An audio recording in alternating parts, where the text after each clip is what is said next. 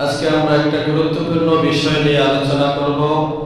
সেটা হলো সমাজের মধ্যে ইনসাফ প্রতিষ্ঠা করা, আমানত সঠিকভাবে আদায় করা। আজকে জুমার দিন আমরা কিছুক্ষণ পূর্বে ভূমিকম্প অনুভব করেছিলাম 10:38-39 তো এই ভূমিকম্প বেশি পরিমাণে হওয়া এটাও ইনসাফ না থাকার একটি আলামত। সমাজের মধ্যে যখন আমানতের খেয়ানত করা হবে, ইনসাফ যখন থাকবে না, ন্যায়পরায়ণতা যখন থাকবে না, তখন আল্লাহ তাআলা এভাবে বান্দাকে সতর্ক করতে থাকেন একের পর এক শাস্তি দিয়ে। এর মধ্যে অন্যতম একটি হলো ভূমিকম্প। আজকে ভূমিকম্প হয়েছে, আমরা এক ঝাঁকুনিতে সবাই আটকে উঠেছি। হঠাৎ করে আমাদের সবার অন্তরে ভয় চলে এসেছে, ঠিক কিনা? ঠিক তদ্রুপ এই আজকের দিনটা যেমন জুমার দিন, এমন একটা জুমার দিনেই আল্লাহ তাআলার পক্ষ থেকে হযরতে ইসরাফিল আলাইহিস সালামের ফুৎকারে পৃথিবীর মধ্যে একটা ভূমিকম্প সৃষ্টি হবে। সেদিন কারো তাওবা কবুল করা হবে না।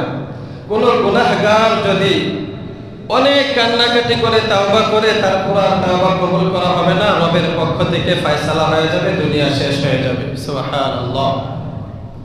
এজন্য সেই ঝাঁকুনি আর ভূমিকম্প আসার আগে আগে রব এই ছোট ছোট ভূমিকম্প দিয়ে বান্দাদেরকে সতর্ক করে দেন যে বান্দারা যেন সতর্ক হয়ে যায়, জুলুম থেকে যেন বিরত থাকে, ইনসাফ যেন কায়েম করে, আমানত যেন সঠিকভাবে আদায় করে, অন্যায় থেকে তওবা করে রবের দিকে যেন ফিরে আসে। রব্বুল আলামিন কুরআনুল কারীমে বিভিন্ন আয়াতে বান্দাদেরকে ইনসাফের নির্দেশ এবং আমানতের খেয়ানত যেন না করে সে ব্যাপারে বলেছেন। আমরা জুমার খুতবার মধ্যে আরবি খুতবা, দ্বিতীয় খুতবাটা যখন শেষ হয়, এই দ্বিতীয় খুতবা শেষ হওয়ার আগে একটা আয়াত তেলাওয়াত করি, খতিব সাহেবরা তেলাওয়াত করে। যারা মুক্তাদি আছেন সবাই শুনেন, আয়াতটা সবারই মোটামুটি মুখস্থ হয়ে গেছে। ইন্নাল্লাহা ইয়া'মুরু বিল আদলি ওয়াল ইহসান ওয়া ইতা'i যিল কুরবা ওয়া ইয়ানহা আনিল ফাহশাই ওয়াল মুনকার। এই আয়াতটার মধ্যেও রব্বুল আলামিন যে বার্তাটা দিয়েছেন, এই বার্তার মধ্যে এই কথাটাই বলেছেন। তো আমরা অর্থ না বোঝার কারণে প্রতি জুমাতেই আয়াতটা শুনি, শোনার পরে সবাই দাঁড়ানোর ফিকির করি যে এখন খুতবা শেষ, দাঁড়াতে হবে। এই আয়াতটার মধ্যে আল্লাহ তাআলা কি বলেছেন? আল্লাহ তাআলা বলেন, ইন্নাল্লাহা ইয়া'মুরু বিল আদল। আল্লাহ তাআলা তোমাদেরকে আদেশ করতেছেন, ও বান্দারা শোনো, এক নম্বরে তোমাদেরকে আদেশ করতেছেন হলো ইনসাফের আদেশ। বিল আদল, আদলুল মানে ইনসাফ। আল্লাহ রাব্বুল আলামিন তোমাদেরকে ইনসাফের আদেশ করতেছেন। ইন্নাল্লাহা ইয়া'মুরু বিল আদলি ওয়াল ইহসান, এবং ইহসানের আদেশ করতেছেন। ইহসানের অনেক অর্থ, এর মধ্যে একটা হলো অনুগ্রহ করা, দয়া করা, মানুষকে ভালোবাসা। ইনসাফের চাইতে আরো একটু বাড়িয়ে দেওয়া, এটাকে বলা হয় ইহসান। ওয়া ইতা'i যিল কুরবা, নিকট আত্মীয়ের হক আদায় করে দেওয়া, তাদের যে পাওনা আছে সেই পাওনা আদায় করে দেওয়া। আর তিনটা বিষয়ে রব্বুল আলামিন নিষেধ করতেছেন এই আয়াতের মধ্যে, তিনটা আদেশ, তিনটা নিষেধ। ওয়া ইয়ানহা আনিল ফাহশাই ওয়াল মুনকারি ওয়াল বাগয়। আল্লাহ তাআলা তোমাদেরকে নিষেধ করতেছেন অশ্লীল কাজ থেকে, বেহায়াপনা থেকে, নির্লজ্জতা, নির্লজ্জপূর্ণ যে কাজগুলো আছে এগুলো থেকে তোমাদেরকে নিষেধ করতেছেন। ওয়াল মুনকার, অন্যায় কাজ থেকে, জুলুম থেকে নিষেধ করতেছেন। ওয়াল বাগয়, সীমা লঙ্ঘন করা, রব্বুল আলামিনের আদেশের বাহিরে চলে যাওয়া। তাহলে তিনটা আদেশ, তিনটা নিষেধ এই আয়াতের মধ্যে আছে। আল্লাহ তাআলা বলে দিয়েছেন, এক নাম্বার আদেশ হলো ইনসাফ করবে, দুই নাম্বার হলো ইহসান করবে, মানুষের প্রতি অনুগ্রহ করবে, যেটা ইনসাফের চাইতে আরেকটু আগ বাড়িয়ে। তিন নাম্বার হলো নিকট আত্মীয় এবং রক্তের সম্পর্ক সহ যারা আত্মীয় স্বজন আছে তাদেরকে ভালোভাবে পাওনা বুঝিয়ে দিবে। আর তিনটা বিষয় নিষেধ করতেছেন, একটা হলো অশ্লীলতার কাছে যাবে না, অশ্লীলতা থেকে দূরে থাকবা, আরেকটা হলো অন্যায় কাজ করবে না, আরেকটা হলো সীমা লঙ্ঘন করবে না। তো ইনসাফ এটা আমরা তো মনে করি শুধুমাত্র যারা বিচারক আছে তারাই ইনসাফ করবে। বিষয়টা কিন্তু শুধু এমন না, ইনসাফটা নিজের ক্ষেত্রেও হয়। ইনসাফটা সর্বপ্রথম আল্লাহ তাআলার ক্ষেত্রে হয়। ইনসাফ সর্বপ্রথম আল্লাহ তাআলার ক্ষেত্রে করতে হবে আমাদেরকে, এরপরে নিজেদের ক্ষেত্রে, তারপরে যত বান্দা আছে সবার সাথে ইনসাফ করতে হবে। প্রথমত আল্লাহ তাআলার সাথে ইনসাফ করা, এটার অর্থটা কি, এটার মানেটা কি? এটার মানেটা হলো যে রব্বুল আলামিন বান্দার কাছে যেটা চান সেটা করা, যেটা চান না সেটা না করা। ইবাদতের যোগ্য একমাত্র আল্লাহ তাআলা, তো ইবাদত আল্লাহ তাআলার কাছেই করা, আল্লাহ তাআলার ইবাদতই করা। আল্লাহ তাআলাকে যেভাবে ইবাদত করলে খুশি হবেন সেভাবে ইবাদত করা। এভাবে যদি করি তাহলে এটা হবে ইনসাফ। এর বিপরীতে না করলে এটাকে বলে জুলুম। তো এর বিপরীতে যেটা আল্লাহর ইবাদত না করে অন্য কারো ইবাদত করা, এটাকে আমরা শিরিক বলে থাকি। আর এই শিরিকের গুনাহটাকে আল্লাহ তাআলা বড় জুলুম বলেছেন। আল্লাহ বলেন ইন্নাশ শিরকা লা যুলমুন আযীম, শিরিক এটা সবচেয়ে বড় জুলুম। তাহলে বোঝা গেল ইনসাফের বিপরীতে যেটা সেটাকে বলা হয় শিরিক, অর্থাৎ জুলুম। আর জুলুমটা সবচেয়ে বড় জুলুম হলো শিরিক করা। যাই হোক, এটা হলো আল্লাহ তাআলার সাথে ইনসাফ করা। এবার হলো নিজের সাথে ইনসাফ করা। নিজের সাথে কিভাবে ইনসাফ করবেন? আমার দেহ, আমার শরীর, আমার চক্ষু, আমার কান, আমার নাক, আমার হাত, আমার পা, যদিও রব্বুল আলামিন আমার কাছে এগুলো দিয়েছেন, এগুলো হলো আমানত। ইনসাফ হলো আমি এইগুলোকে কোনো অন্যায় কাজে ব্যবহার করব না, এগুলোকে আমি নিজে নিজে ক্ষতি করে দেব না। এটা নিজের সাথে ইনসাফ করা। আপনি মন চাইলে আপনার চোখটাকে কানা করতে পারবেন না, এটা অধিকার আপনার নাই। মন চাইছে যে আমার হাত আমি কাটবো, কে আমাকে বাধা দিবে? হাতটা কাইটা ফেলাই দিবেন, এই অধিকার আপনার নাই। মন চাইলেও আমার মাথায় আমি বাড়ি দিয়ে ফাটাই দিব, কে আমাকে কি বলবে? না, এটা করা যাবে না। আত্মহত্যা করবেন, মন চেয়েছে, ভাল লাগতেছে না, দুনিয়াটা শেষ করে দিই নিজেকে, এটা অধিকার নাই আপনার, করতে পারবেন না। এখানে আপনি বেইনসাফি করতে পারবেন না, অধিকার নাই। বলবেন যে কে বলছেন না, আমি তো পারবো।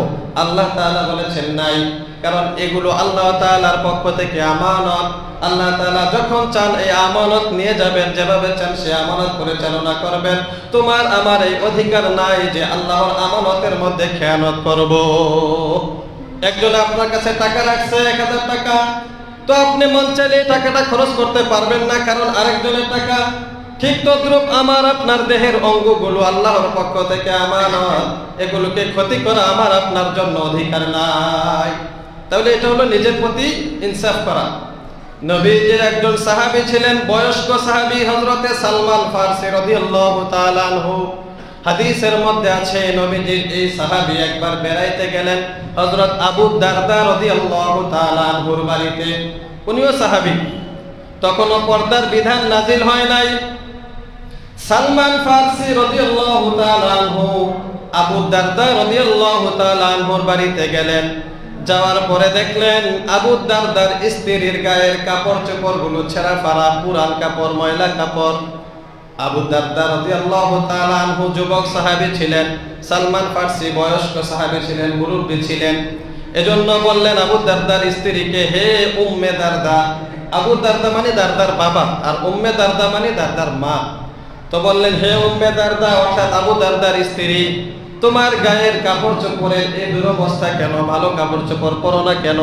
ছিঁড়া ফাড়া পুরাতন ময়লা আবর্জনা কেন? আবু দারদার স্ত্রী বললেন, শোনেন মেহমান, আমার স্বামী আবু দারদা, তার দুনিয়ার প্রতি কোনো আসক্তি নাই, স্ত্রীর প্রতি তার কোনো আসক্তি নাই, কামনা বাসনা নাই। এই জন্য আমি এই অবস্থায় আছি, সে তো আমার দিকে তাকাই না। যদি আমাকে গুরুত্ব দিত তাহলে আমিও একটু সাজুগুজু করে থাকতাম। যদি আমার সাথে তার সম্পর্কটা এরকম মধুর হতো যে সে আমাকে চায়, আমি একটু সেজে গুজে থাকি, তাহলে আমি সাজুগুজু করতাম। কিন্তু সে তো এমন না, সে আমার প্রতি আকর্ষণ নাই তার, এজন্য আমি যেভাবে মন চায় সেভাবে থাকি।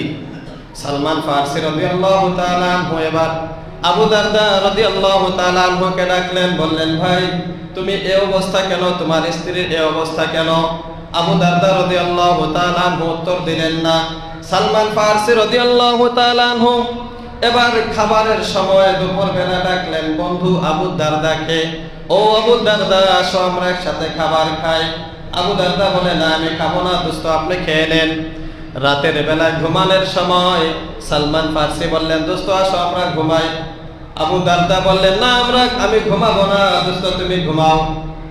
এই অবস্থা দেখে সালমান ফারসি এবার আবু দারদাকে ডাক দিয়ে বললেন, শোনো, ইন্না লিজাসাদিকা আলাইকা হাক্কান ওয়া লিজাওজাতিকা আলাইকা হাক্কান ওয়া লিনাফসিকা আলাইকা হাক্কান ওয়া লিআইনাইকা আলাইকা হাক্কান।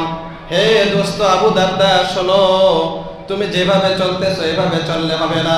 অর্থাৎ তুমি সারাদিন রোজা রাখেন, সারা রাত্র নামাজ পড়েন, সারাদিন রোজা রাখার কারণে কোনো কিছু খান না, রাতের বেলায় সারা রাত্র নামাজ পড়েন, এই জন্য তিনি ঘুমান না। সালমান ফারসি বলেন, এটা তোমার জন্য উচিত না, বরং লিনাফসিকা আলাইকা হাক্কান, তোমার দেহের একটা হক তোমার উপরে আছে, তুমি দেহের সাথে এটা বেইনসাফি করতেছো।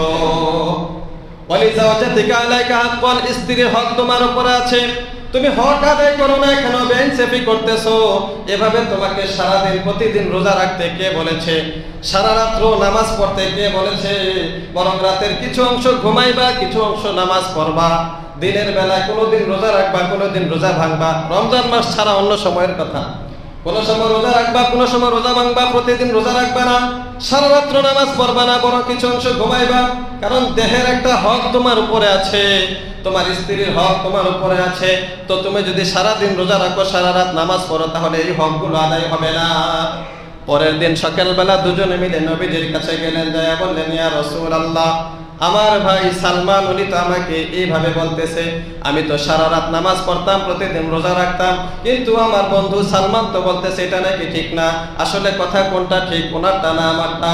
নবীজি বললেন, সাদাকা সালমান, সালমান এই সত্য বলেছে, সালমান সত্য বলেছে। কারণ তোমার দেহের একটা হক তোমার উপরে আছে, তোমার এই অধিকার নাই যে তুমি তোমার দেহে কষ্ট দিবা। তাহলে নিজের একটা হক আছে প্রত্যেকের উপরে, এটা ইনসাফ করতে হবে নিজের প্রতি। অনেকে যৌবনকালে অনেক বেশি মেহনত করে, যার কারণে বার্ধক্যে উপনীত হওয়ার পরে অনেক কষ্টে পড়ে যেতে হয়। ছোটবেলা বা যৌবন বয়সে অনেক বেশি মেহনত করার কারণে বার্ধক্যে উপনীত হয়ে গেলে দেখা যায় দিনের যৌবনকালে একটা রাত্র ঘুমাইছে না বা একদিন ঘুমাইছে না, একটু বেতন বেশি পাবে। এরকম করে দেখা যায় অসুস্থ হয়ে গেলে পরে দেখা যায় এই এক রাত্র সুস্থ থাকার জন্য আবার লাখ লাখ টাকা খরচ করতেছে, কামাই করছে 1000 টাকা, কিন্তু এর কারণে যে সে অসুস্থ হয়ে গিয়েছে, বার্ধক্যে উপনীত হওয়ার পরে তার যে কষ্টটা হইতেছে, তখন দেখা যাচ্ছে যে এর জন্য লক্ষ লক্ষ টাকা খরচ করতেছে। কারণ যৌবন অবস্থায় টাকা কামানোর প্রতি বেশি আকর্ষণ থাকে, বার্ধক্য হয়ে গেলে শরীরের যত্ন নেওয়ার প্রতি বেশি একটা আকর্ষণ তৈরি হয়, কারণ কিছুদিন পর পর অসুস্থতা। তো এবার চিন্তা করে টাকা যাই যাক, জীবনে বহু কামাইছি, সুস্থতার পিছনে খরচ করতে হবে, ঠিক কি না? তো উচিত হলো আগ থেকে সতর্ক থাকা, শরীরের উপরে এত চাপ প্রয়োগ করা যাবে না যেটার কারণে অসুস্থ হয়ে যেতে হয়। এটা ইবাদতের ক্ষেত্রে হোক, কামাই রুজি করার ক্ষেত্রে হোক, সর্বক্ষেত্রে নিজেকে একটু ইনসাফ করা, এটা হলো নিজের প্রতি ইনসাফ। এরপরে 3 নম্বরে ইনসাফ যেটা, সেটা হলো সব বান্দার প্রতি ইনসাফ করা। এটা আমার স্ত্রী হইতে পারে, সন্তান হইতে পারে, মা বাবা, ভাই বোন, আত্মীয় স্বজন, পাড়া প্রতিবেশী। তাহলে ইনসাফটা এটা কি শুধুমাত্র বিচারকরা করবে না সবার জন্য জরুরি? সবার জন্য জরুরি। শুধুমাত্র যারা বিচারক সালিশ করে তারাই মাত্র ইনসাফ করবে এমন না, বরং প্রতিটা মানুষ ইনসাফ করতে হবে। একবারে নিচু থেকে নিচু পর্যায়ের লোকেরাও অনেক সময় জুলুম করে বসে। তো জুলুম এটা কারো থেকেই কাম্য নয়। যদি ইনসাফ এভাবে সবাই করে তাহলে কোনো অভিযোগ থাকবে না। আমাদের অভিযোগের শেষ নাই। স্বামীর প্রতি স্ত্রীর অভিযোগ, স্ত্রীর প্রতি স্বামীর অভিযোগ, সন্তানের প্রতি বাবার অভিযোগ, বাবার প্রতি সন্তানের অভিযোগ, মায়ের প্রতি মেয়ের অভিযোগ, মেয়ের বিপক্ষে মায়ের অভিযোগ, শ্রমিকের প্রতি মালিকের অভিযোগ, মালিকের প্রতি শ্রমিকের অভিযোগ, চালকের প্রতি এই প্যাসেঞ্জারের অভিযোগ, আবার যাত্রীরা অভিযোগ করে চালকের প্রতি। হচ্ছে কিনা এরকম? অহরহ আছে। দেখবেন সব ধরনের অভিযোগ, অভিযোগের শেষ নাই। কারণ হলো ইনসাফ সেখানে প্রতিষ্ঠিত হচ্ছে না। কখনো স্বামী জুলুম করছে, কখনো স্ত্রী জুলুম করছে, কখনো বাবা জুলুম করছে, কখনো সন্তান জুলুম করছে, কখনো মা জুলুম করছে, কখনো মেয়ে জুলুম করছে, কখনো শ্রমিক জুলুম করছে, কখনো মালিক জুলুম করছে, কখনো চালক জুলুম করছে, কখনো যাত্রী জুলুম করছে। যার কারণে আমাদের এই অভিযোগের শেষ নাই। তাহলে সবগুলো অভিযোগ থেকে বের হয়ে আসার জন্য একটা মাধ্যম, সেটাকে বলা হয় ইনসাফ। এজন্য এই আয়াতটা যে নাজিল হয়েছে, নবীজির একজন সাহাবী ছিলেন হযরত আকসামা বিন সাইফি রাদিয়াল্লাহু তাআলা আনহু। উনি তখনও মুসলমান হন নাই। তো উনি চিন্তা করছেন যে আরবের মক্কা থেকে নাকি মদিনায় একজন লোক আসছে নতুন করে, উনি এভাবে দাওয়াত দিচ্ছে এক আল্লাহর, আবার নবুয়তের স্বীকার করছে, উনি নাকি শেষ নবী। তো ওনাকে যাচাই করার জন্য আমি যাব। পরবর্তীতে সিদ্ধান্ত নিলেন আমি যাব না, আমার দুইজন সহচরকে পাঠাবো, ওনারা দেখে আসবেন। তো সিদ্ধান্ত অনুযায়ী উনি দুইজনকে পাঠাইলেন। দুইজন যাওয়ার পরে নবীজিকে গিয়ে প্রশ্ন করলো, মান আংতা ওমা আংতা, দুইটা প্রশ্ন, যে আপনি কে এবং আপনি কি, আপনি কে, এটা মানে আপনার পরিচয়, সাধারণ পরিচয়। তো নবীজি বললেন, এটার উত্তর হলো আনা মুহাম্মদ ইবনু আব্দুল্লাহ, আমি আব্দুল্লাহর ছেলে মুহাম্মদ। দ্বিতীয় প্রশ্ন হলো মা আংতা, আপনি কি, আপনার কাজটা কি? তো নবীজি বললেন আনা রাসূলুল্লাহ সাল্লাল্লাহু আলাইহি সাল্লাম, আমি হলাম আল্লাহর পক্ষ থেকে রাসূল। আমার কাজ কি? বলে যে আপনার মিশন কি, আপনি আমাদেরকে কিছু নসিহত করেন। তো নবীজি এই আয়াতটা শোনাইলেন, যে আয়াতটা আমরা প্রতি জুমাতে বা মসজিদের মধ্যে পড়া হয়, খুতবার শেষের আয়াতটা, ইন্নাল্লাহা ইয়া'মুরু বিল আদলি ওয়াল ইহসান ওয়া ইতা'i যিল কুরবা ওয়া ইয়ানহা আনিল ফাহশাই ওয়াল মুনকারি ওয়াল বাগই ইয়া'iযুকুম লা'আল্লাকুম তাযাক্কারুন। এতটুকু বলার পরে শেষ হয়ে যায় না খুতবা? এই আয়াতটা নবীজি শুনিয়েছেন। তো এই আয়াতের মর্ম কথাটা এটাই, ইনসাফ করার জন্য আল্লাহ আদেশ করেছেন, আল্লাহ তাআলা ইহসানের আদেশ করেছেন, অনুগ্রহ করার জন্য। আল্লাহ তাআলা আত্মীয়তার সম্পর্কগুলোকে ঠিক রাখার জন্য আদেশ করেছেন। আল্লাহ তাআলা নিষেধ করেছেন অশ্লীলতা থেকে বিরত থাকতে, নিষেধ করেছেন আল্লাহ তাআলা অন্যায় কাজ থেকে দূরে থাকার জন্য বলেছেন, এবং আল্লাহ তাআলা বলে দিয়েছেন সীমা লঙ্ঘন করবে না, জুলুম করবে না। তো এই আয়াতটা যখন ওনারা দুইজন শুনলেন, আয়েশা বললেন ওনাদের মালিক হযরতে মাকসামা ইবনে সাইফি রাদিয়াল্লাহু তাআলা আনহু, আয়েশা বললেন যে সরদার, আমরা তো এই আয়াতটা ওনার থেকে শুনে এসেছি, উনি আমাদেরকে এই নসিহত করেছেন। তো উনি চতুর ছিলেন, চালাক ছিলেন, অল্প কথাই বুঝে গেলেন যে এই কথাগুলো যিনি বলেন তিনি শেষ নবী হবেন। সুবহানাল্লাহ। উনি আসলেন, তারপরে ঈমান গ্রহণ করলেন। তাহলে এই আয়াতের মর্মটা কত বেশি, এই আয়াতের মর্মটা কত বেশি। হযরতে মুফতি শফি রহমাতুল্লাহি আলাইহি উনি ওনার কিতাবে লিখেছেন যে কেমন যেন আল্লাহ তাআলার কোরআনের কর্মসূচি ঘোষণা করা হয়েছে এই আয়াতের মাধ্যমে। পুরো আয়াত দিয়ে পুরো উম্মতের জন্য কর্মসূচি ঘোষণা করেছেন যে তোমাদের আগামীর কাজ হলো এগুলো। পুরো কোরআনের মধ্যে কর্মসূচি ঘোষণা করা হয়েছে এই আয়াতের দ্বারা। তাহলে এই ইনসাফ করা, এটা হলো আল্লাহ তাআলার পক্ষ থেকে গুরুত্বপূর্ণ একটি আদেশ। নবীজি সাল্লাল্লাহু আলাইহি ওয়াসাল্লাম কেমন ইনসাফগার ছিলেন। সারা পৃথিবীতে ইনসাফের জগতে নবীজি ছিলেন ইনসাফের সম্রাট, শ্রেষ্ঠ ইনসাফকারী। এটা নবীজি নিজেই বলেছেন, বুখারী শরীফের মধ্যে আছে 3610 নম্বর হাদিস। আন আবি সাঈদিনিল খুদরি রাদিয়াল্লাহু তাআলা আনহু قال বাইনামা নাহনু ইনদা রাসূলিল্লাহি সাল্লাল্লাহু আলাইহি ওয়াসাল্লাম, নবীজির প্রিয় সাহাবী আবু সাঈদ খুদরি রাদিয়াল্লাহু তাআলা আনহু বর্ণনা করেন, তিনি বলেন একবার আমরা নবীজির সাথে মজলিসে বসা ছিলাম।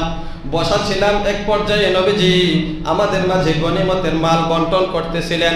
আতা হুজুল খুয়াইসির নামক একজন অসৎ লোক আসলো। লোকটা সৎ না অসৎ, যদিও আমাদের মতোই তাকে দেখতে, সাহাবায়ে কেরামের সাথে চলাফেরা, আসলে সে সাহাবী ছিল না, সে ছিল একটা কাট্টা মুনাফিক। সে আয়েশা বলতেছে, ইয়া নবীজি মুহাম্মদ, আপনি ইনসাফ করেন, আপনি ইনসাফ করেন। নবীজি গনিমতের মাল বন্টন করতেছেন, ওই মুনাফিক আয়েশা নবীজিকে নির্দেশ দেয়, ইদিল। নবীজি সাল্লাল্লাহু আলাইহি ওয়াসাল্লামের চেহারাটা লাল হয়ে গেল। নবীজি বললেন, ওয়া মান ইয়াদিল ইযা লাম আদিল, ওয়াইলাক, হে দুর্ভাগা, হতভাগা, বল আমি যদি ইনসাফ না করি এই পৃথিবীতে আর কে ইনসাফ করবে? সুবহানাল্লাহ।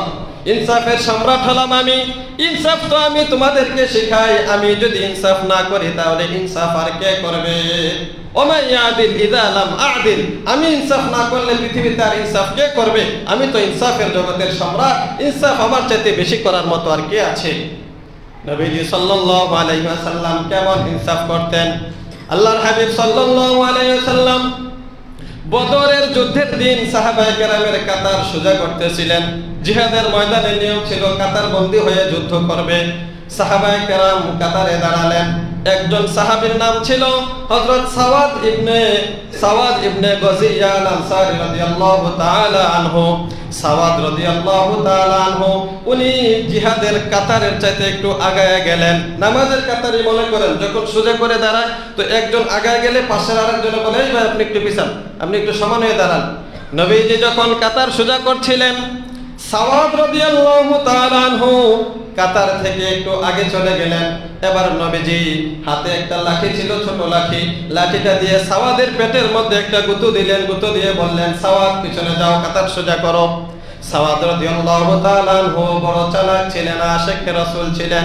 সাওয়াদ রাদিয়াল্লাহু তাআলা আনহু বললেন, ইয়া রাসূলুল্লাহ লাকাদ বা'সাকাল্লাহু বিল হাক্কি, অবশ্যই আল্লাহ তাআলা আপনাকে হক দিয়ে পাঠিয়েছেন, এটা আমি বিশ্বাস করি। নবীজি আপনি তো বড় ইনসাফগার, আপনি তো আমাকে কষ্ট দিলেন, এই যে গুঁতো দিলেন আমি ব্যথা পাইছি। বললেন যে আপনি যে আমার গুঁতো দিছেন এটার কারণে তো আমি ব্যথা পাইছি, আর আপনি তো ইনসাফগার, তো তার মানে আপনি আমাকে কষ্ট দিয়েছেন। এরপরে নবীজি বললেন, তাহলে তুমি কি চাও? বললেন যে ইয়া রাসূলুল্লাহ, এর প্রতিশোধ নিতে চাই, আপনি আমাকে গুঁতো দিয়েছেন, আমিও আপনাকে একটা গুঁতো দিব। সাহাবায়ে কেরাম অবাক হয়ে গেলেন, তাকায় রইলেন, হায় হায় বলে কি? সাওয়াদ তো এমন লোক না নবীজির সাথে বেয়াদবি করবে, সে কেন এমন করতেছে? সাওয়াদ রাদিয়াল্লাহু তাআলা আনহুর মনে হলো আরেকটা বিষয় নিয়ে এই কাজটা করতেছেন। নবীজি বললেন, সাওয়াদ তাহলে ঠিক আছে, এবার তুমি আমাকে আমার পেটের মধ্যে একটা আঘাত করো। সাওয়াদ রাদিয়াল্লাহু তাআলা আনহু বলেন, ইয়া রাসূলুল্লাহ, আপনি আমাকে আঘাত করেছেন, আমার এই জায়গাটা খালি ছিল, কাপড় ছিল না, চাদর বা অন্য কাপড় পরার কারণে পেটটা খালি ছিল, তো আপনার পেটটাও খালি করতে হবে, জামাটা উঠাইতে হবে। হাদিসের মধ্যে আছে, ফাকাশাফা রাসূলুল্লাহ সাল্লাল্লাহু আলাইহি ওয়াসাল্লাম কামিসাহু, নবীজি এবার নিজের জামাটাকে উপরে উঠাইয়া দিলেন। বললেন যে সাওয়াদ, তুমি প্রতিশোধ নাও, আমি তোমাকে যেভাবে আঘাত করেছি তুমিও আমার পেটের মধ্যে এভাবে আঘাত করবা। ও সাওয়াদ, হাসরের ময়দানে আবার এটার জন্য আমার কাছে তুমি প্রতিশোধ নিতে চাইও না, এখন এই প্রতিশোধটা নিয়ে নাও। নবীজির এই কাণ্ড দেখে, ঘটনা দেখে সাহাবায়ে কেরামের চোখে পানি এসে গেল। হায় হায়, কেমন হবে আজকে বদরের যুদ্ধের দিন, কাফেরদের সাথে আমরা লড়াই করার জন্য এসেছি, এটা কেমন হইল?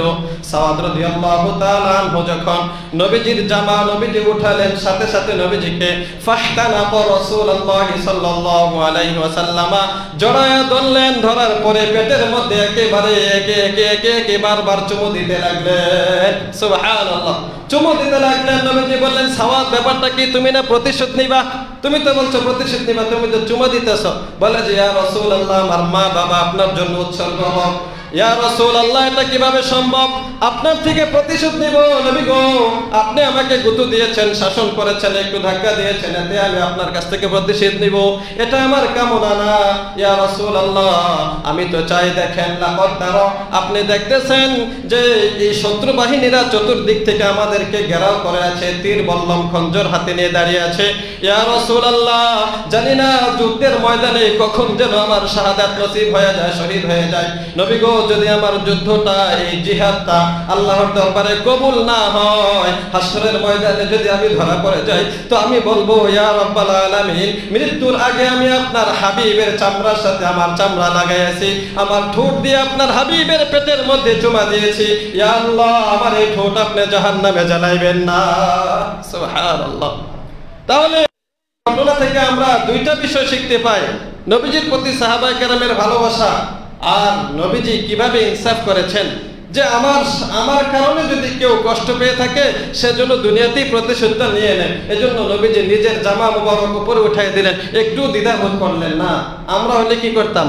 বহুত বাউতাবাজি করে এদিক সেদিক ঘুরাই, আয় থাপ্পড় দিতেই পারি, সমস্যা নাই, এই তোমার মারতেই পারি, এটার জন্য তুমি আবার কি প্রতিশোধ নিবা? তাহলে নবীজি চিন্তা করলেন যে আমার প্রতি তার রাগ থাকবে বা ক্ষোভ থাকবে, যদি কেউ মনে করে থাকে আমি তার প্রতি জুলুম করেছি, এই প্রতিশোধ যেন সে দুনিয়াতে নিয়ে নেয়। এটার নাম হলো ইনসাফ। নবীজি সাল্লাল্লাহু আলাইহি সাল্লাম কেমন ইনসাফটা করলেন? শুধুমাত্র নিজের ক্ষেত্রে না, পারিবারিক বিষয়েও নবীজি এরকম ইনসাফ করতেন। হাদিসের মধ্যে আছে, নবীজি সাল্লাল্লাহু আলাইহি ওয়াসাল্লামের সাহাবী হযরত আনাস রাদিয়াল্লাহু তাআলা আনহু বর্ণনা করেন, আনাস রাদিয়াল্লাহু তাআলা আনহু কানা নবী সাল্লাল্লাহু আলাইহি ওয়াসাল্লাম ফি বাদি বাইতি জাওজাতিহি। আনাস বলেন, একবার নবীজি সাল্লাল্লাহু আলাইহি ওয়াসাল্লাম নবীজির কোন এক স্ত্রীর ঘরে অবস্থান করছিলেন। এক এক স্ত্রীর ঘরে এক এক দিন থাকতেন। আনাস রাদিয়াল্লাহু তাআলা আনহু বলেন নবীজি একবার তার এক স্ত্রীর ঘরে অবস্থান করছিলেন। তো এই স্ত্রীর ঘরে ফাআরসালাত ইহদা উম্মাহাতিল মুমিনিন বিসফহাতিন ফিহা তাআম, বলে যে নবীজির অন্য একজন স্ত্রী একটা খাবার পাঠাইলেন একজন খাদেমের হাতে একটা প্লেট দিয়া, প্লেটের মধ্যে খাবার নিয়ে খাদেম এই ঘরে আসলেন আরেক স্ত্রীর ঘরে। নবীজি এক স্ত্রীর ঘরে তো খাবার পাঠাইছেন আরেক স্ত্রী। এই ঘটনাটা দেখার পরে নবীজি যে স্ত্রীর ঘরে ছিলেন সেই স্ত্রীর গায়রতে লেগে গেল, আত্মমর্যাদা লেগে গেল, উনি সহ্য করতে পারলেন না। ফাদরবাতিল্লাতি ফি বাইতিহান নবী সাল্লাল্লাহু আলাইহি ওয়াসাল্লাম, নবীজি যে স্ত্রীর ঘরে ছিলেন এই স্ত্রী এটা সহ্য করতে পারলেন না। তিনি করলেন কি, ইয়াদাল খাদিমি, ওই যে খাদেম খাবার নিয়ে এসেছিল ওই খাদেমের হাতের মধ্যে একটা আঘাত করলেন। হাতে আঘাত করছে, রে তুমি আমার ঘরে খানা নিয়ে আসছো কেন? আমি কি খানা পাকাই না? এখানে আরেকজনের স্ত্রীর খাবার এখানে আনলা কেন? উনি রাগ করে ওই খাদেমের হাতের মধ্যে আঘাত করলেন। তারপরে এই প্লেটটা হাত থেকে পড়ে গেল, ফালাকন, সাথে সাথে প্লেটটা টুকরা টুকরা হয়ে গেল। কাঁচের প্লেট ছিল এজন্য এটা টুকরা টুকরা হয়ে গেছে, খাবারটাও নিচে পড়ে গেছে। নবীজি সাল্লাল্লাহু আলাইহি ওয়াসাল্লাম নিজেকে শান্ত রাখলেন। আমরা হলে কি করতাম? বউরে মার শুরু করতাম, এই এমনটা করলা কে, একজনে খাবার বানাইতেই পারে। কিন্তু নবীজি সেখানে স্ত্রীর গায়ে হাত উঠান নাই, নিজেকে শান্ত রাখলেন। করলেনটা কি, নবীজি নিজে এই পাত্রটা জমা করলেন, ভাঙ্গা প্লেটের অংশগুলো একটা একটা করে টোকায় একত্রিত করলেন, তারপরে খাবারটাকেও জমা করলেন। তারপরে ওই খাদেমকে ডাক দিলেন, খাদেমকে ডাক দিয়ে বললেন, শোনো, গরত উম্মুকা, তোমাদের মায়ের আত্মমর্যাদা লেগেছে, এজন্য সে এটা করেছে। আত্মমর্যাদা লাগা এটা দোষের কিছু না, কারণ মহব্বতের ক্ষেত্রে ওনার কথা হলো আমার ঘরে রাসূলুল্লাহ সাল্লাল্লাহু আলাইহি সাল্লাম আছেন, তো সর্বোচ্চ খেদমত সেবা এটা আমি করব, আরেক স্ত্রী কেন এখানে খানা পাঠাবে? তার মানে আমার খেদমতের দুর্বলতা আছে। উনি এটা বুঝে এই কাজটা করেছেন। তো খাদেমকে নবীজি বললেন, শোনো তুমি এদিকে আসো। নবীজি সাল্লাল্লাহু আলাইহি সাল্লাম এই যে স্ত্রীর ঘরে আছেন এখান থেকে আরেকটা ভালো পাত্র আনলেন, ভালো একটা প্লেট এনে ওই খাদেমের হাতে দিয়ে দিলেন যে ঠিক আছে তুমি এই ভালো প্লেটটা নিয়ে ওই স্ত্রীর ঘরে রেখে আসো, ওনাকে দিয়ে আসো, আর ভাঙ্গা প্লেট যেটা এটা এখানেই থাকবে, এটার বিনিময় হিসাবে তোমাকে ভালো প্লেটটা দিয়ে দিলাম। সুবহানাল্লাহ। এখানেও ইনসাফ করলেন যে যার প্লেট ভেঙেছে তো তার উপরে একটা জুলুম হয়েছে, খাবারটা নবীজি রাখলেন, ভাঙ্গা প্লেটটা এই স্ত্রীর ঘরে রেখে ভালো একটা প্লেট দিয়ে দিলেন। শুধুমাত্র পারিবারিক ক্ষেত্রেই না, সামাজিক বিষয়ে যতগুলা বিচার আচার সবগুলাতেই নবীজির ইনসাফ ছিল এরকম। আল্লাহর হাবিব সাল্লাল্লাহু আলাইহি ওয়াসাল্লামের ঐতিহাসিক ঘটনা এটা আমরা মোটামুটি সবাই জানি, সহিহ বুখারী সহ অনেক কিতাবে এসেছে। নবীজি সাল্লাল্লাহু আলাইহি ওয়াসাল্লাম একবার এই অবস্থান করছিলেন, তো এক সাহাবী এই নবীজির কুরাইশ গোত্রের মধ্যে, নবীজির যে বংশ ছিল কুরাইশ, এটারও আরেকটা শাখা ছিল মাখজুমি গোত্র, সেই গোত্রের একটা মেয়ে একবার চুরি করলো। চুরি করার পরে ওই গোত্রের নেতারা যারা ছিল সবাই সিদ্ধান্ত নিল যে চুরির দায়ে নবীজি তো হাত কেটে দিবেন, কারণ তখন রাষ্ট্রপ্রধান ছিলেন নবীজি সাল্লাল্লাহু আলাইহি সাল্লাম। তো এখন তো বিচার হবে কোরআন অনুযায়ী, উনি তো হাত কেটে দিবেন, আর এতে আমাদের মান ইজ্জত সব শেষ হয়ে যাবে, কারণ কুরাইশ গোত্রের একটা মেয়ের হাত কাটা যাবে, কাফেররা এটা নিয়ে হাসি মজা করবে যে মুহাম্মদের বংশের ভিতরে এরকম চোর আছে, গোত্রের বংশ না গোত্রের ভিতরে এরকম চোর আছে, তো এটা নিয়ে তো মানুষ হাসি মজা করবে, আর আমাদেরও একটা আত্মমর্যাদা তো আছে, আমাদের মেয়ের এভাবে হাত কাটা যাবে, এটা কিভাবে সম্ভব? তো তারা করলোটা কি, পরামর্শ করলো যে মুহাম্মদ সাল্লাল্লাহু আলাইহি সাল্লামের কাছে কোনোভাবে নালিশ সুপারিশ করা যায় কিনা যে নবীজি যেন তার হাতটা না কাটে, বিনিময়ে যত টাকা দেওয়া লাগে এটা আমরা দিব সবাই মিলে, নবীজি যেন তার হাত না কাটেন। এজন্য কে গিয়ে নবীজির কাছে এই কথাটা বলবে, এটা তো সাহস কারো নাই। নবীজির কাছে যাওয়ার জন্য তারা বাছাই করলো হযরত ওসামা ইবনে যায়েদ রাদিয়াল্লাহু তাআলা আনহুকে। ছোট্ট সাহাবী ছিলেন, নবীজির পালক পুত্র ছিল যায়েদ, ওনার ছেলে ছিল ওসামা। তো ওনাকে বলা হতো হিব্বু রাসূলিল্লাহি সাল্লাল্লাহু আলাইহি ওয়াসাল্লাম। ওসামা হলো নবীজির আদরের পাত্র, নবীজি তাকে অনেক ভালোবাসতেন। তো ওসামা ছোট সাহাবী ছিলেন, এজন্য তাকে সবাই মিলে পাঠালো যে তুমি গিয়ে তোমার দাদার কাছে বলবা যে দাদা যান এই যে কাজটা করছে, তো সবাই মিলে চাইতেছে আপনি ওনার হাতটা না কাইটা একটা জরিমানা নির্ধারণ করে দেন, সবাই জরিমানাটা দিয়ে দিবে। নবীজির কাছে এই কথাটা বলার পরে নবীজির চেহারা লাল হয়ে গেল রাগে, সবাইকে একত্রিত করলেন, একত্রিত করে বলেন, ও আমার এই গোত্রের লোকেরা শোনো, আজকে মাখজুমি গোত্রের একটা মেয়ে চুরি করেছে, সম্ভ্রান্ত মেয়ে, ভদ্র ফ্যামিলির একটা মেয়ে চুরি করেছে, তার হাত কাটা গেলে তোমাদের মান ইজ্জত নষ্ট হয়ে যাবে, এজন্য তোমরা চাইতেছো যেন তার হাত না কাটি। শোনো, আমার মেয়ে, আমার কলিজার টুকরা ফাতেমাও যদি চুরি করে, আমি মুহাম্মদ তার হাত কাটতেও দ্বিধাবোধ করব না। সুবহানাল্লাহ। যে আমার মেয়ে চুরি করলো তো সুপারিশ করার অধিকার নাই তোমাদের, আমি আমার মেয়ের হাতও কেটে দিতাম। আর সেই জায়গায় একজন মাখজুমি গোত্রের মেয়ে চুরি করেছে, তার হাত না কাটার জন্য তোমরা সুপারিশ করতেছো। তার মানে সমাজের মধ্যে ন্যায় ইনসাফ প্রতিষ্ঠা করার ক্ষেত্রে নবীজির ভূমিকা ছিল এরকম। এরকম অহরহ ঘটনা আছে যেগুলোর মধ্যে নবীজি ইনসাফের শিক্ষা আমাদেরকে দিয়ে গিয়েছেন। তো প্রিয় ভাই, আজকে ভূমিকম্প হয়ে গেল, এটা আল্লাহ তাআলার পক্ষ থেকে সতর্ক বার্তা। আমরা এই যে হাদিসের মধ্যে আছে, যেটা শুরুতে বললাম, ভূমিকম্প বেশি বেশি হবে কখন? যখন মানুষ আমানতের খেয়ানত করবে, ইনসাফ করবে না। আমানতের খেয়ানত বলতে আপনার কাছে একজনের টাকা পাবে, আপনি এই টাকাটা মেরে দিচ্ছেন, কোনোভাবে বিচার আচার সালিশ দরবার জমায়া যে কোনো ভাবে জায়গাটা নিজের নামে লিখে নিলেন, আরেকজনের জায়গা আপনি ভোগ করতেছেন জেনে শুনে, আরেকজনের টাকা ঋণ নিয়েছেন দিতেছেন না, দোকান থেকে মাল নিয়েছেন টাকা দিতেছেন না। হাজারো সিস্টেম আছে এরকম আমানত খেয়ানত করার জন্য। তো এইগুলো আমাদের সমাজে এখন বাড়ছে না কমছে বলেন দেখি? বাড়ছে, যার কারণে এভাবে ভূমিকম্প দিয়ে আল্লাহ তাআলা সতর্ক করতেছেন। আজকের ভূমিকম্পে আমাদের তেমন ক্ষতি না হলো, অনেক জায়গায় ক্ষতি হয়ে গেছে, আমরা নিউজে দেখেছি। ওই যে মুগরাপাড়া ঋষিপাড়া দিকেও নাকি বিল্ডিং এর ছাদ ভেঙে পড়েছে, ঢাকাতে অনেক জায়গায় এরকম হয়েছে। তো ক্ষতি কম হোক, কিন্তু সতর্কতা বার্তা এটা সবার জন্য। আমরা তো মনে করি যার উপরে যার ঘর ভাঙছে তার উপরে আল্লাহ আযাব দিছে আর আমরা পাচ্ছি, এরকম না।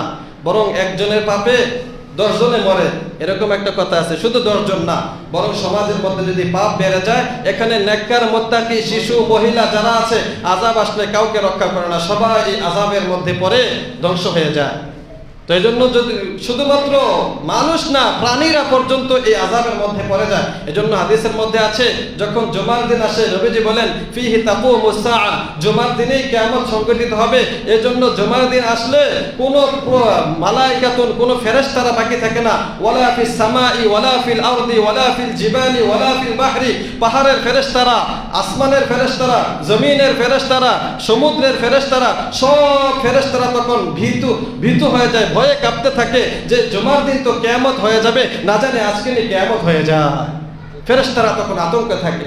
তো আজকে যেমন ভূমিকম্প হলো, এরকম কোন এক শুক্রবারেই এভাবে আল্লাহ তাআলার পক্ষ থেকে ইসরাঈলের ফুৎকার আসবে, আসার পরে দুনিয়াটাও নিঃশেষ হয়ে যাবে, তখন তাওবা করলেও আর কাজে আসবে না। এজন্য প্রিয় ভাই, জুলুম থেকে আমাদেরকে বের হয়ে আসতে হবে। প্রত্যেকটা ব্যক্তি ইনসাফ করতে হবে। আপনি আমি ব্যক্তিগতভাবে, পারিবারিকভাবে, সামাজিকভাবে, রাষ্ট্রীয়ভাবে, সর্বক্ষেত্রে ইনসাফ দেখাইতে হবে, ইনসাফ করে চলতে হবে। আল্লাহ তাআলা আমাদেরকে পরিপূর্ণ ইনসাফ করার তৌফিক দান করুক। জুলুম নির্যাতন থেকে, অন্যায় অবিচারের কাছ থেকে আল্লাহ তাআলা আমাদেরকে হেফাজত করুক। আমিন। ওয়া আখিরু দাওয়ানা আলহামদুলিল্লাহি রাব্বিল আলামিন।